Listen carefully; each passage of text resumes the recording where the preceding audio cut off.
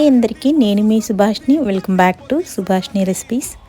ఈరోజు ఎంతో రుచికరమైనటువంటి హైదరాబాద్ చికెన్ దమ్ బిర్యానీ చేసి చూపించబోతున్నాను. సో హైదరాబాద్ చికెన్ దమ్ బిర్యానీ అంటే 100లో 99% ఇష్టపడతారండి. అది ఇప్పుడు మనం ఇంట్లోనే ఈజీగా చేసుకోవచ్చు. అచ్చం బయట నుంచి తీసుకొచ్చారా ఈ బిర్యానీ అనే విధంగా ఉంటుంది టేస్ట్ అనేది. సో వీడియో అనేది ఎక్కడ స్కిప్ చేయకుండా అయితే చూడండి. ఫుల్ వీడియో లింక్ అనేది నేను ఛానల్ కింద అయితే ఇస్తాను.